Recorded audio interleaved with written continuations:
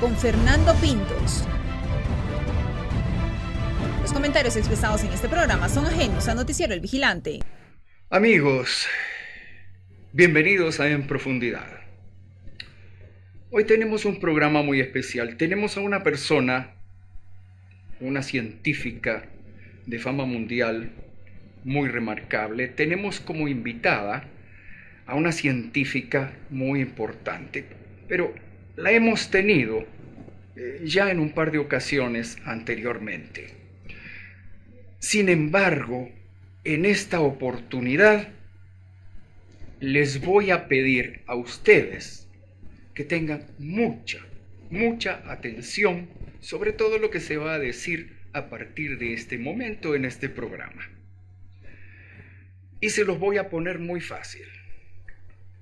Hoy, aquí, en Profundidad, tenemos para televisión, a nivel mundial, una primicia que, bueno, no vamos a exagerar a decirles que va a ser la noticia del siglo,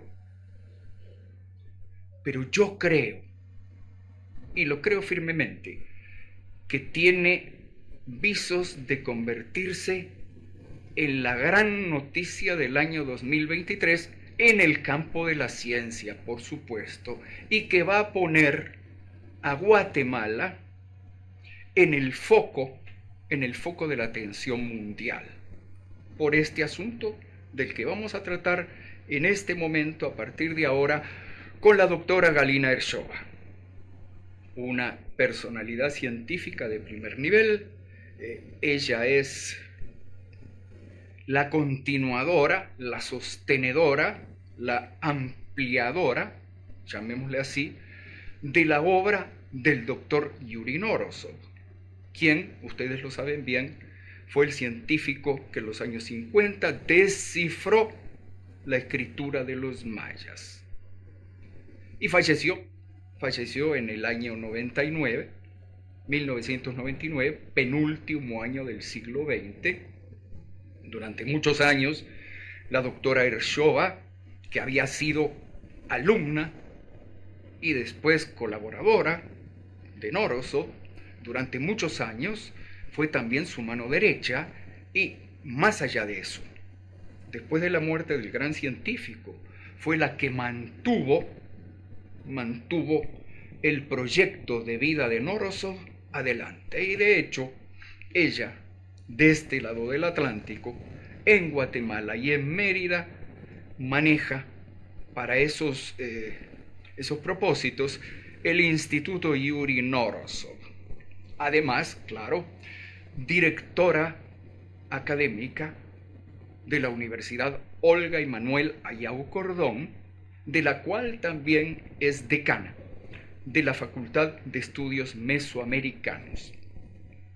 Perdonen la amplitud de esta presentación, pero es necesario para lo que va a seguir. Doctora, bienvenida. Gracias, muchas gracias, Fernando, por lo que habías dicho de mí, y buenas tardes o buenos días para la gente que me está viendo. Doctora, tenemos una primicia televisiva mundial, porque es un descubrimiento científico que lo ha realizado usted al frente de un equipo de colaboradores que maneja en Guatemala, dentro de la Universidad Olga Emanuel Ayau Cordón, en el Instituto Norosov. Es un descubrimiento arqueológico, pero es un descubrimiento que, hablando de prehistoria, muy extrañamente, tiene que ver con otra rama de la ciencia muy importante, la astronomía. Sí, es un proyecto así muy interesante porque, también hay que mencionar la Universidad Estatal de Rusia de Humanidades, quien empezó con todos esos proyectos viniendo aquí en Guatemala y su alianza con la UOMAC, Universidad Olga Emanuel Ayau Cordón. Y entonces hace unos 3 años nosotros empezamos el proyecto de estudio de las pinturas rupestres. O sea, suena bastante regular que hay tantos, Además de ese sitio, la Casa de las Golondrinas, cerca a la ciudad antigua, ya se habían hecho unos proyectos de otra gente. Entonces, nosotros siguiendo el concepto de Yuri Knorosov, de entender lo que dejan, ese mensaje que dejan los antiguos en su modelo de, ¿cómo se llama?, los estudios semióticos de la semiótica étnica. Entonces pensamos que vamos a trabajar de este modo a ver si rescatamos algo más. Entonces las etapas que empezamos así desde inicio por EDAE eran registrar, simplemente volver a registrar las pinturas. Entonces empezamos a registrar y ya rápidamente sobrepasamos el número que ya estaba registrado, o sea, aparecían más y más, era interesante, pero al mismo tiempo como que nada nos preparaba para esperar algo en especial. Doctora, aclaremos algo. Pinturas que tienen muchos miles de años de antigüedad, ¿verdad? Bueno, sí, eso espera, sí, porque tenemos que ir paso por paso. Entonces, sí, las pinturas, para eso hay que saber. Las pinturas en este sitio, así como se vio, digamos, las últimas aparecen, bueno, hasta modernas, ¿sabes? Los que van echan a perder los sitios arqueológicos, así, dejando sus escrituras tontas. Grafitis. Sí, grafitis, y sin respetar lo que es. Pero también hay de posclásico, pero también así lo que se vio, el análisis de estas expediciones que habían hecho, los datos de 6.000 años antes de Cristo. Entonces eso sí que nos daba una cosa un poquito sin entender, cómo es posible tanto tiempo y siempre se registra la gente en este sitio, que no es en una carretera. Bueno, desde el otro punto de vista sí es una carretera, es el río Guacalate. Entonces, y por eso lo estábamos estudiando. Y nada, sí, pero es regular, digamos, con todo lo que es un poco extraño, pero es regular. Y la primera cosa que nos dejó asombrada, que de repente descubrimos que en una de esas áreas, que son 4, aparece un observatorio antiguo. Pero no al estilo como todos se imaginan, así que una cúpula y ya es observatorio. No, nada de eso. De la roca sale una figura. Por un lado, si la miras desde el occidente, digamos, que es como un jorobado que está llevando la carga y tiene un ojo perforado. Si la miras del otro lado, del oriente, entonces es como una serpiente que está saliendo de la roca. Y el ojo está orientado justo al oriente. Y frente a él está puesta una piedra como de 1 metro más o menos de alto, con, bien arreglada, con el borde que está indicando justo al oriente. Es la brújula de piedra. Y después vimos que sobre la roca detrás de la figura aparecen los soles, arriba, más abajo y uno que se va a la tierra. Y entonces ya descubrimos que se observaba el sol que salía, pasaba por el ojo, el rayo pasaba por la roca y ahí marcaban las posiciones del sol. Eso sí fue fantástico. Después, cuando ya empezamos a buscar algo parecido, vimos unos monumentos de ese estilo en la costa del Pacífico. Y creímos que era lo máximo que habíamos descubierto allá.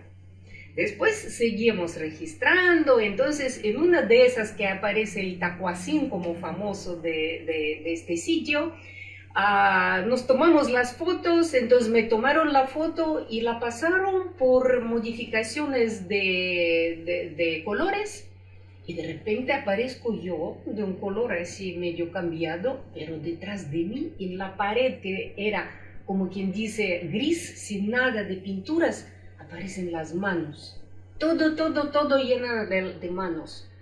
Y eso se mira solo aplicando el método que ya perfeccionamos y lo aplicamos ahora de ese restablecimiento de la pintura original. O sea, tuvimos que pasar otra vez por todas las pinturas que habíamos registrado para poder usar en ese método y rescatar lo que estaba dibujado. Eso sí fue también una cosa magnífica.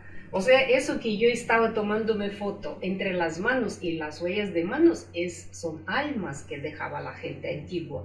Eso sí fue impresionante, como que las almas de los antiguos me están rodeando. Y esas manos son las más antiguas allá, porque ellas se descoloraron. Incluso los que vivían ya hace 4000 años ya no las miraban, o sea, ya estaban medio borradas. Eso fue otro descubrimiento. ¿Y qué antigüedad tendrán esas manos que estaban sobre la roca? Es posible que igual como 6000 años antes de Cristo. Es decir, unos 8000 años a este momento. Sí. Entonces, sí, era, y en esta misma cosa, además del tacuacín y otros animalitos que vienen sobre dos rayas que están así naturales de la roca, había unos dibujos de los cuales descubrimos, porque todavía allá en el observatorio descubrimos que la Cruz del Sur ellos marcaban justo con figuras geométricas juntando las estrellas. No animalitos, no dibujitos, sino puramente astronómico, geométrico. Y además, por ejemplo, entre todas las escrituras del sitio, la mayoría son geométricas, lo que es extraño. Entonces vimos las figuras esas geométricas en medio, geométricas allá en esa área A, y allá lo que se identificó fueron las Pléyades, porque bueno, se conocen por sus puntitos, el Orión, que parecía mariposa y como lo identificaron los anteriores mariposa. Entonces, y eso nos quedaba ya como que una seña astronómica, pero no se armaba la pantalla. Y pensábamos, y bueno, y ahora la etapa que teníamos era la interpretación del contenido del sitio. Y en eso andábamos pensando cómo entrar a eso, porque es complicado. Todas las figuras como que separadas y no entendemos en complejo qué quiere decir todo eso. Y entonces yo en diciembre había ido al sur de Rusia a una ciudad que se llama Mariupol, y allá el cielo es limpio, así, no hay luces, y tomamos fotos, y yo así agarré la foto y pensé, quedando viendo, bueno, aquí están las Pléyades, que ellas se miraban de maravilla. Entonces, ¿dónde estará el otro, el Orión, que ya tengo en la cabeza metida por las golondrinas? Lo empecé a buscar, encontré, y entonces me llegó que lo que tenemos allá es el mapa de cielo, porque están en una secuencia. Y ahí estaba la Casiopeia, y la Casiopeia se reconoce, es como W. Y yo me acordé que ahí está esa figura y no la habíamos así como que no nos metimos a identificarla, y justo en esa posición de secuencias. Eso fue una cosa fantástica. Es decir, que las figuras que parecían pinturas rupestres sí, de animalitos sí, eran en realidad... abstractas. Sí, yo estoy hablando ahora de abstractas, de geométricas. Geométricas. Sí, eran en realidad... las constelaciones. O sea, ellos marcaban las constelaciones. Y empezamos entonces ya a trabajar desde ese punto de vista. Y entonces vimos, bueno, aquí está el Orión, para abajo van esos Casiopeia, van Pléyades, van no sé qué, al final está uno que casi entraba a la Tierra, así como un barrigón, así con patas raras como de cruce. ¿Y qué si la cola de este barrigón es justo la Osa Menor? Así, entonces ya, mira, ya se abrió la hermosura del cielo, porque ellos incluso incluían la parte del círculo ese circumpolar. Eso era una sola constelación para ellos. Entonces ya se entendió que estamos hasta el Orión viendo la parte norte del cielo de estrellas. Entonces, ¿y qué es lo que hay arriba? Entonces nos pusimos a ver lo de arriba. ¿Y qué si se descubre que ahí marcan el polo sur? Eso sí fue una maravilla. Y además, como aquella constelación del polo sur es poco visible, la confirman con otros elementos que sí están en el cielo.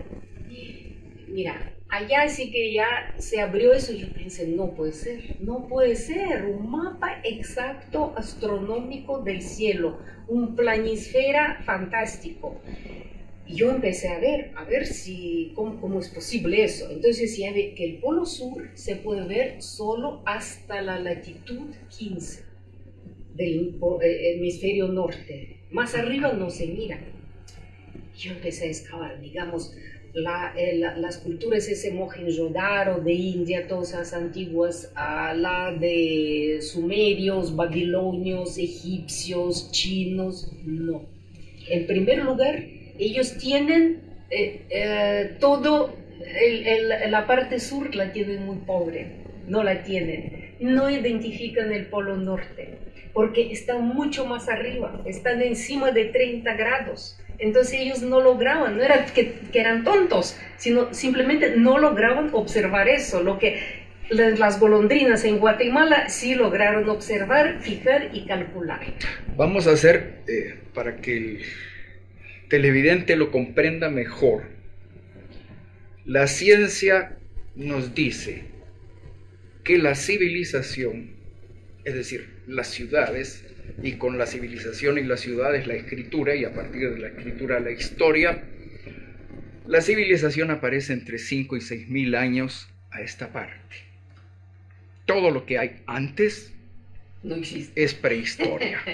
Sí. Es antes de la civilización, de la historia, de la escritura, y solo a partir de la civilización, tengo entendido, pudo empezar el hombre a interesarse por la astronomía. Justo al revés, ahí sí es donde te equivocas y muchos se equivocan, porque esos astrónomos así pelones que se creen mucho, dicen no, la ciencia aparece solo en el siglo XVIII, XIX. Sí, hablan de Galileo sí, y cosas así. Los demás es prehistoria, como que Galileo él mismo descubrió todo. Sí, no. Claro, es ridículo. No, la astronomía aparece antes de cualquier otra cosa. El ser humano, por el desarrollo de su cerebro, el pensamiento analítico abstracto, él tiene que ubicarse en el tiempo y en el espacio. Sin eso, el hombre no es hombre, aparece junto con el habla. Entonces, hace unos 40.000 años. Y entonces, desde ese momento, él empieza a acumular el conocimiento porque ya tiene memoria. Ya tiene su proceso de ayer, hoy, mañana en la cabeza. Y entonces eso lo que se descubrió nos indica que primero fue el conocimiento y después a base del conocimiento ya se puede crear civilizaciones. Un saber empírico. Absolutamente, porque aquí sí que nada de mitologías, es pura ciencia, así ciencia. Y entonces esa es la cosa que fascina, es increíble, porque mira, Guatemala queda en el único lugar en el mundo donde fue creado el primer mapa astronómico exacto, completo, más antiguo. Imagínate, nadie puede compararse así con ese sitio de Guatemala. Entonces, mira. En ningún lugar del mundo. En ningún lugar lo que yo te estaba contando. Todos están más arriba de la latitud 30, la más cercana es 29 de Egipto. Pero eso no permite simplemente hacer ese tipo de conclusiones. Los científicos europeos descubren el polo sur solo en el siglo XVII. Solo en el siglo XVII, ellos que se creen grandes científicos. Sí, cuando los antiguos astrónomos de Mesoamérica, porque si no podemos identificar qué etnia era, qué hablaban, no lo podemos, por eso ellos más inteligentes dejaron esquemas así exactos de las constelaciones. Mira, y por ejemplo, aparece la constelación del Canis Mayor, el perro grande. Ellos no marcan Sirius como marcan primitivamente los egipcios. Ellos marcan la constelación. Y ahí está el Sirius. Es una cosa tan fantástica. Mira, ese descubrimiento no es tanto mío, digamos, ni del grupo. Es descubrimiento de los antiguos. Eso es de admirar. Porque ellos lograron hacer una cosa de una abstracción fantástica, de una lógica y pensamiento fantástico.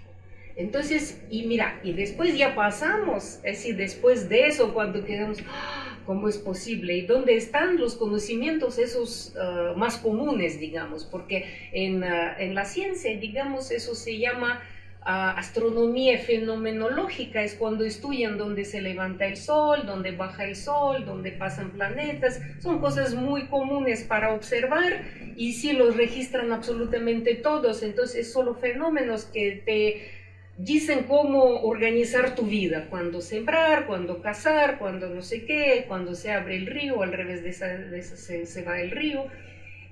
Es fenomenológico y nosotros tuvimos científico. Entonces, pero la parte, digamos, que está allá de esas dos rayas naturales, la aplicaron para marcar la Vía Láctea, que es creador de todo para los mesoamericanos. Es padre y madre de una vez. Y ahí van los animalitos. Y los animalitos corresponden exactamente a las constelaciones y por eso así tienen su marcador específico de constelaciones que ya también hemos descubierto cuando se presenta en animalitos. Mira, no te puedo decir, es una maravilla tan grande que a todos los que entienden y que se meten al proyecto, la cabeza empieza a dar vueltas. Porque las constelaciones cada 2000 años por precesión, por ese movimiento, cambian un poquito su configuración. Entonces hay programas astronómicos que permiten reconstruir el cielo de 2000 años, de hace 6000 años, y nos confirman, la astronomía confirma la arqueología en este caso, lo que también es fantástico. Y entonces pensamos, ¿Por qué? ¿Por qué tanta importancia? Entonces invitamos también de Rusia a un edafólogo, es especialista en suelos, en paleotierras, paleopaisajes. Y él sí, hizo un estudio en una semana increíble para ver cómo era el río, cómo se movía, qué se podía hacer, qué no se podía hacer, porque él tiene gran experiencia de trabajar también con sitios y esos paleositios, digamos, paleopaisajes en Rusia, en ciertos lugares así. Y él sí nos dio unas ideas tan interesantes que teníamos también como hipótesis, digamos, arqueólogos, pero él reconfirmó nuestras hipótesis y sí, vamos a seguir estudiando todo eso, así, cómo se forman las culturas en Guatemala. Eso es lo interesante, en general en Mesoamérica. Cómo se llega poco a poco a los mayas, porque el modelo sí está así poco claro. Pero ¿sabes lo más interesante? Que, digamos, yo te dije que hay figuras de posclásico, tardío, y ahí aparece como un signo que es signo de calendárico de centro de México, así como náhuatl. Y todos pensan, bueno, llegaron así, dejaron su signo y se fueron. No, estos entendieron perfectamente de qué se trata en el sitio. Por eso no dejaron ninguna otra cosa, no pusieron aquí estuvo Juan Pérez, sino ellos pusieron el signo calendárico para decir que entendieron el mensaje astronómico de los antiguos. Eso es lo fantástico y nos reconfirma todo lo que estamos haciendo. Entonces, mira, eso sí, de verdad es una cosa que no existe en el mundo. Y qué listos eran, porque usaron un material, la roca y pintura rupestre, o sea, el portador de información duradero. Porque todo lo que es así, cerámica, piedra, así se pierde, así si es en chiquito, en el transcurso de milenios sobre todo. Pero la roca sí, es difícil que se pierda. Puede decirse que esa gente vivía en la era de la piedra, es decir, mira, antes de los metales. Mira, es una definición de los arqueólogos así medio viejita, porque digamos, eso no importa tanto el material. Lo que importa es el resultado que obtiene el grupo. Entonces, digamos, para América no existe ni bronce, no existe hierro, porque aquí simplemente no usaron ese material para usos de economía. Aquí todo fue de piedra. Así aparece muy tarde el oro y todo, pero solo para objetos, bueno, de lujo o de rito. Entonces, no tiene sentido esa definición. Las tecnologías se adaptan a las necesidades regionales. No al revés, no todos tienen que pasar por esas etapas. Entonces sí, cuando los arqueólogos tradicionales empiezan a hablar y dar esos periodos, piedra, bronce, hierro, metales, no sé qué, eso solo se relaciona con el viejo mundo, donde sí esos materiales eran importantes, esas tecnologías eran importantes. Pero aquí, mira, sin ninguna bronce, sin ningún hierro, ellos llegan a desarrollar el pensamiento abstracto y adaptarse a las condiciones locales fantásticamente bien. Eso es lo que importa, no hierro, el hierro no te da nada.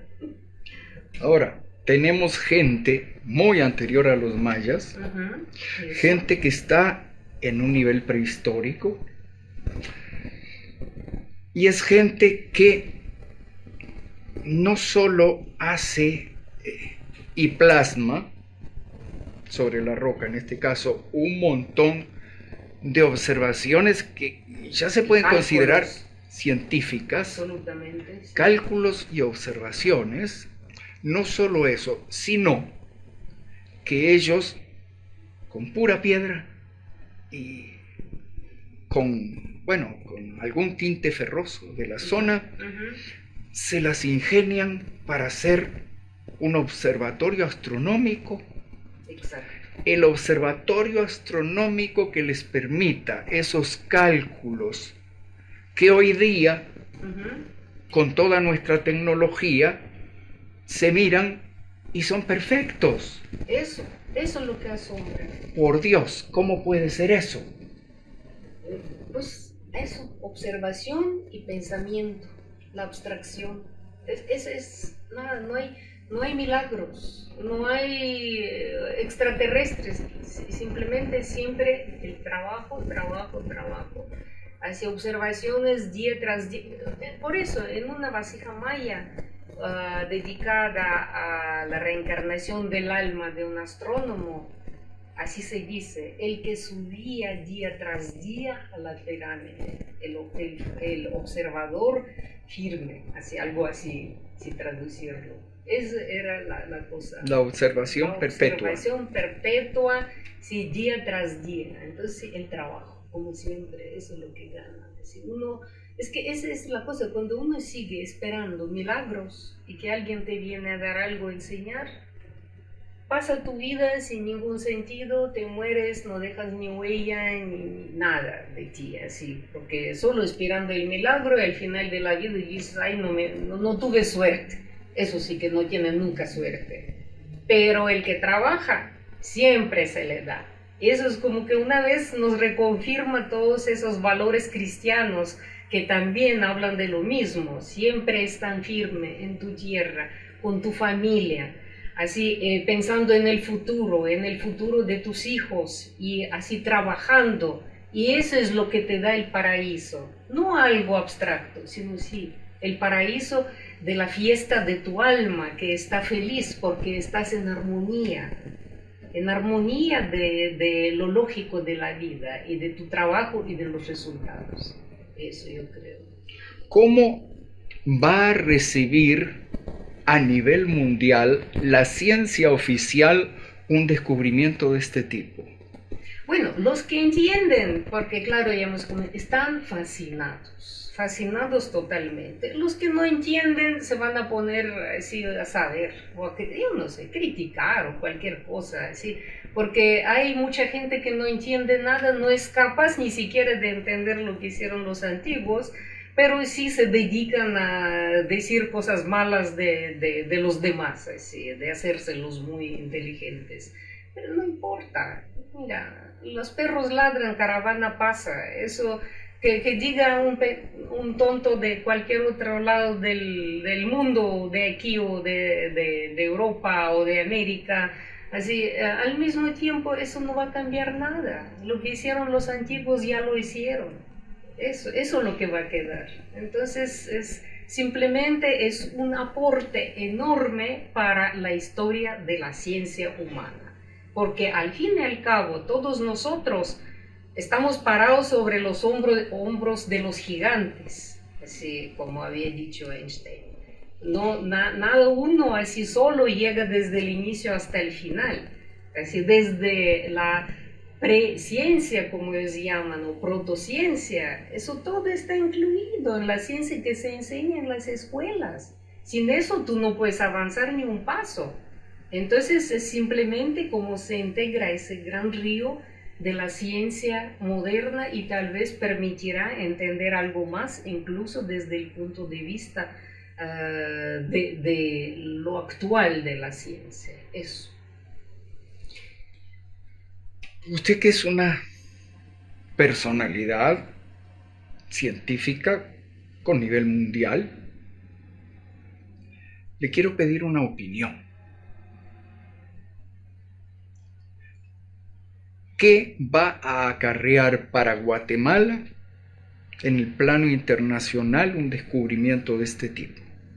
Mira, yo creo que para Guatemala es muy importante para adquirir esa autoidentificación que los guatemaltecos todos como una nación necesitan, porque la sociedad guatemalteca está como que medio separada por sus grupos, por todo, y esta cosa es para la autoidentificación nacional, para el orgullo nacional, para dar más, a sentirse guatemaltecos, así, y hacer algo para seguir desarrollando el país, así como lo hacían los antiguos.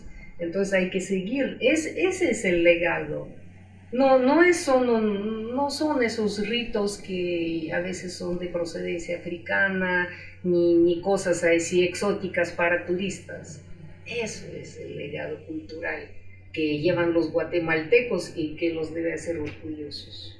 Bueno, evidentemente no solo hay alta cultura en todo esto involucrada, sí. Hay ciencia, y ciencia de verdad. Ciencia de verdad, sí, totalmente. ¿Cuáles son los próximos pasos que va a dar usted con respecto a esta primicia mundial? Bueno, no sé, para mí lo que más interesante es de verdad seguir, todos los que estamos involucrados, seguir más y más y más, porque ahí quedan muchos detalles todavía que tenemos que revelar, que descubrir, porque ya sentimos como el perro que agarra la huella, entonces él siente la huella y quiere ya llegar al final, entonces igual estamos nosotros. Ya vemos, tenemos que ver esos de suelos, ya tenemos que ver el modelo de poblamiento, ya tenemos que ver qué quieren decir otras pinturas, o sea, simplemente dan ganas de trabajar y claro, hacer conocer al mundo que así fueron los mesoamericanos mucho antes de que se hayan registrado las llamadas civilizaciones. Ese es el objetivo, entonces sí. Y claro que sí, no sé, creo que llegando a Rusia, a Moscú, vamos a hacer una conferencia de prensa también para presentar eso y pues hacer todo para que la gente conozca, porque a mí me encanta que la gente comparta de verdad ese sentimiento de admiración por los antiguos. Y sí, también estoy pensando que Knorozov hubiera estado feliz ahora. Indudablemente, ¿qué tanto trabajo, a la luz de todo esto, qué tanto trabajo aguarda aquí en Guatemala, también en Mérida, usted dirige al Instituto Knorozov en Mérida, qué tanto trabajo aguarda al Instituto Yuri Knorozov?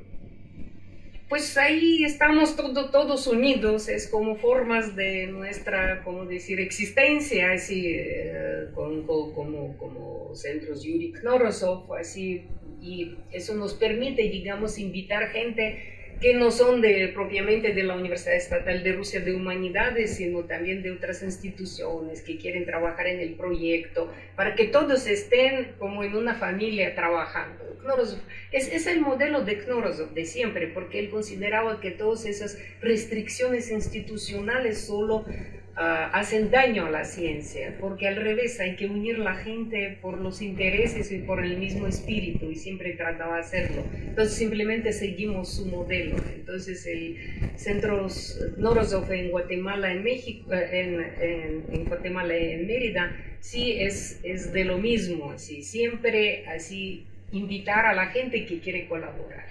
Yuri Knorozov indudablemente es un personaje extraordinario, era un hombre muy generoso, era un hombre extraordinariamente inteligente, y toda su vida, pese a que fue un gran científico, hizo grandes descubrimientos, trabajó hasta sus últimos momentos, toda su vida fue un outsider. En una palabra, outsider teniendo en cuenta lo que es un régimen.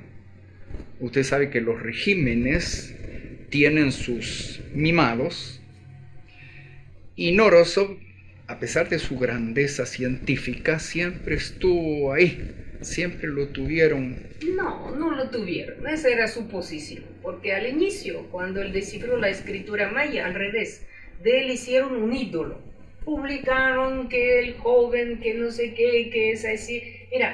El país estaba encantado con su descubrimiento, porque era como que pasaron pocos años después de la Segunda Guerra, así, de la Gran Guerra Patria para nosotros, así, donde casi 30 millones hemos perdido de rusos, bueno, de todos los pueblos de Rusia.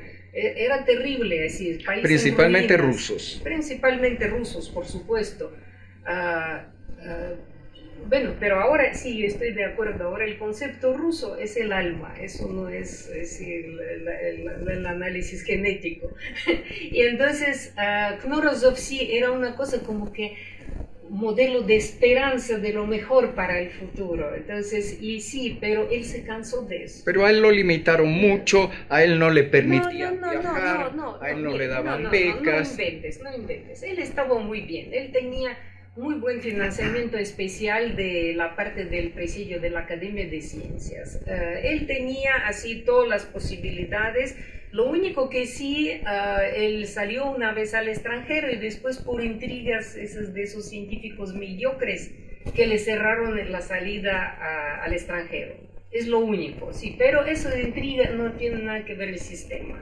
Yo sé muchos casos en Guatemala, en Estados Unidos, en México, cuando los mediocres ahorcan a los talentosos. Eso siempre sucede. Siempre sucede en todas partes del mundo. Eso es lo que pasó con él, y yo lo descubrí muy claramente. Así, pero los sistemas están llenos de mediocres. Y todos los mediocres se viven dando la mano de unos a otros. Todos estaban en lo mismo. Entonces, pero Knorozov sí tenía todas sus posibilidades, pero él mismo estaba cansado de la gloria, digamos. Porque a él no le interesaba. No le interesaba, perdía el tiempo. Y una vez que vinieron a filmarlo al museo, a la Kunstkamera donde él trabajaba, él se vendó el ojo, así tapó el ojo y salió así para la cámara. Entonces los colegas le dicen, ¿qué está haciendo? ¿Qué pasa?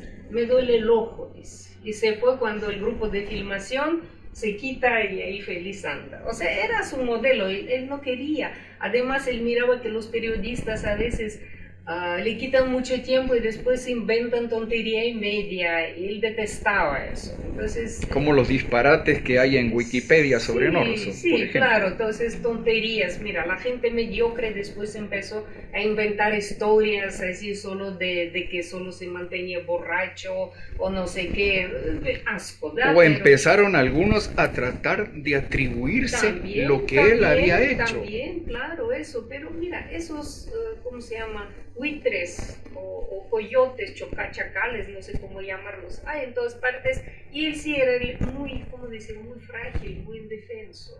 Él sí no sabía. Era muy franco, liso y ya. Sí, y ya, lo que le interesaba la ciencia y ya, no era para nada hacer intrigas. Entonces era muy fácil tratar de hundirlo, así. Pero en realidad como que sí lo apartaban de todas las cosas, pero sin embargo nadie podía sustituir su aporte intelectual. En cualquier estado que él esté, él siempre daba mucho más que toda esa plaga de mediocres. así, que no son outsiders, que son así, como que muy arriba. Los mediocres siempre están mediocres. integrados en el sistema. Sí, pero siempre quedan mediocres y todos lo saben además. Y de Knorozov todos sabían que él no era outsider, que sí era persona fuera de lo común y muy lejos de los mediocres. Entonces es parte de, digamos, de su imagen. Nos están cortando, pero antes de que nos corten, se nos termine esta entrevista, quiero hacer un paralelo entre Knorozov, usted, el Instituto Yuri Knorozov y la Universidad Olga y Manuela Yao Cordón, de la cual usted es decana de una facultad y además usted es la directora académica. Sí. ¿Qué nos puede hablar brevemente sobre la universidad? La universidad es un gran, ¿cómo decir? No sé ni cómo llamarlo así correctamente, pero de verdad es una cosa grande, tan grande de las cuales, como se dice, no se mira de cerca. Así, de las cosas grandes de cerca no se miran, solo a distancia. Entonces, esa universidad, con su modelo totalmente innovador, no repetición de lo mismo por internet, sino modelo innovador, es el futuro.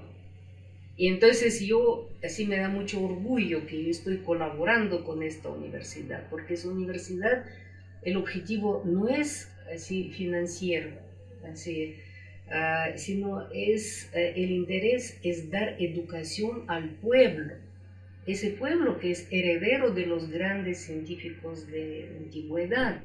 Entonces, para que se pongan a pensar, para que vean así que ellos pueden ser todo y tienen acceso a todo, no hay que limitarse al lugarcito donde te metieron por una u otra razón. Entonces, esta universidad de su rectora es un gran personaje. La doctora Ayau García. La doctora Inés Ayau García. Sí. Y sí, eso se va a apreciar y sentir en muchos años y se va a repetir. Ya se están repitiendo esos modelos. Y su generosidad de dar esa educación al pueblo, de compartir todo así con la gente, es también fuera de lo común, más del común actual, que cada uno anda decidiendo que me escondo, que me robo, que no sé qué. No, sí, de qué manera quieren lucrar, sí, ¿verdad? O pueden sí, lucrar. Eso, solo así el dinero así que creo está, haber sí. dicho en alguna entrevista o con la doctora Ayau García o con el secretario de la universidad, el arquitecto Sí. Cárdenas, creo yo haber mencionado en algún momento que me parecía que más que una universidad convencional en el aspecto financiero, parecía una organización filantrópica. Eso, exactamente. Sí, bueno, pero antes era como que normal cuando la gente ilustre de cualquier país llevaba el conocimiento al pueblo, pero después eso se volvió negocio. Entonces ya cuando uno quiere educar al pueblo, eso ya es filantrópico. Así, no, es la hipocresía así de los tiempos actuales, cuando en vez de decir que quiero llenar mis bolsillos, pero me tapo con el discurso de que si me dedico a la educación, así, y hacen esas universidades donde lo único que funciona es el dinero. A cambio, así es. si la Universidad Olga y Manuela Yao Cordón, en realidad es esa universidad que está llevando auténtica. El conocimiento al pueblo auténtico. Doctora, mil gracias por esta entrevista. Usted en 2 o 3 días tiene que viajar ya, dejar Guatemala. Ha sido un gusto tenerla y le agradecemos que nos haya permitido este programa que, como lo decía yo al principio, a nivel televisivo es una primicia mundial y muy importante que espero nuestros televidentes sepan calibrar debidamente. Mil gracias. Muchas gracias a ustedes. Y estamos siempre a las órdenes. Gracias. Amigos, espero que les haya gustado este programa, espero que lo hayan calibrado bien. Verdaderamente hoy hemos tenido a nivel televisivo una verdadera primicia mundial. No nos enorgullece porque el orgullo es detestable. En sí el orgullo es el más satánico de los defectos, pero sí nos deja con la satisfacción del deber cumplido. Les agradecemos la atención. Para el conocimiento, porque ya tiene memoria, ya tiene su proceso de ayer, hoy, mañana en la cabeza. Y entonces eso lo que se descubrió nos indica que primero fue el conocimiento y después a base del conocimiento ya se puede crear civilizaciones. Un saber empírico. Absolutamente, porque aquí sí que nada de mitologías, es pura ciencia, así ciencia. Y entonces esa es la cosa que fascina, es increíble, porque mira, Guatemala queda en el único lugar en el mundo donde fue creado el primer mapa astronómico exacto, completo, más antiguo. Imagínate. Nadie puede compararse así con ese sitio de Guatemala. Entonces, mira. En ningún lugar del mundo. En ningún lugar lo que yo te estaba contando. Todos están más arriba de la latitud 30, la más cercana es 29 de Egipto. Pero eso no permite simplemente hacer ese tipo de conclusiones. Los científicos europeos descubren el Polo Sur solo en el siglo XVII. Solo en el siglo XVII. Ellos que se creen grandes científicos. Sí, cuando los antiguos astrónomos de Mesoamérica, porque si no podemos identificar qué etnia era, qué hablaban, no lo podemos. Por eso ellos más inteligentes dejaron esquemas así exactos de las constelaciones. Mira, y por ejemplo, aparece la constelación del Canis Mayor, el perro grande. Ellos no marcan Sirius como marcan primitivamente los egipcios. Ellos marcan la constelación. Y ahí está el Sirius. Es una cosa tan fantástica. Mira, ese descubrimiento no es tanto mío, digamos, ni del grupo. Es descubrimiento de los antiguos. Eso es de admirar. Porque ellos lograron hacer una cosa de una abstracción fantástica, de una lógica y pensamiento fantástico. Entonces, y mira, y después ya pasamos, es decir, después de eso, cuando quedamos, ¿cómo es posible? ¿Y dónde están los conocimientos esos más comunes, digamos? Porque en la ciencia, digamos, eso se llama astronomía fenomenológica, es cuando estudian dónde se levanta el sol, dónde baja el sol, dónde pasan planetas, son cosas muy comunes para observar y sí los registran absolutamente todos, entonces solo fenómenos que te dicen cómo organizar tu vida, cuándo sembrar, cuándo cazar, cuándo no sé qué, cuándo se abre el río, al revés de esa se va el río. Es fenomenológico y nosotros tuvimos científico. Entonces, pero la parte, digamos, que está allá de esas dos rayas naturales, la aplicaron para marcar la Vía Láctea, que es creador de todo para los mesoamericanos. Es padre y madre de una vez. Y ahí van los animalitos. Y los animalitos corresponden exactamente a las constelaciones. Y por eso así tienen su marcador específico de constelaciones que ya también hemos descubierto cuando se presenta en animalitos. Mira, no te puedo decir, es una maravilla tan grande que a todos los que entienden y que se meten al proyecto, la cabeza empieza a dar vueltas. Porque las constelaciones cada 2000 años por precesión, por ese movimiento, cambian un poquito su configuración. Entonces hay programas astronómicos que permiten reconstruir el cielo de 2000 años, de hace 6000 años, y nos confirman, la astronomía confirma la arqueología en este caso, lo que también es fantástico. Y entonces pensamos, ¿Por qué? ¿Por qué tanta importancia? Entonces invitamos también de Rusia a un edafólogo, es especialista en suelos, en paleotierras, paleopaisajes. Y él sí, hizo un estudio en una semana increíble para ver cómo era el río, cómo se movía, qué se podía hacer, qué no se podía hacer, porque él tiene gran experiencia de trabajar también con sitios y esos paleositios, digamos, paleopaisajes en Rusia, en ciertos lugares así.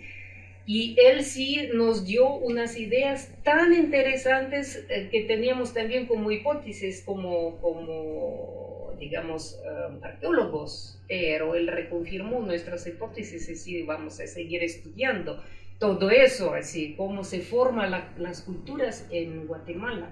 Eso es lo interesante, en general en Mesoamérica. Cómo se llega poco a poco a los mayas, porque el modelo sí está así poco claro. Pero ¿sabes lo más interesante? Que, digamos, yo te dije que hay figuras de posclásico, tardío, y ahí aparece como un signo que es signo de calendárico de centro de México, así como Nahua. Y todos pensaban, bueno, llegaron así, dejaron su signo y se fueron. No, estos entendieron perfectamente de qué se trata en el sitio. Por eso no dejaron ninguna otra cosa, no pusieron aquí estuvo Juan Pérez, sino ellos pusieron el signo calendárico para decir que entendieron el mensaje astronómico de los antiguos. Eso es lo fantástico y nos reconfirma todo lo que estamos haciendo. Entonces, mira, eso sí, de verdad es una cosa que no existe en el mundo.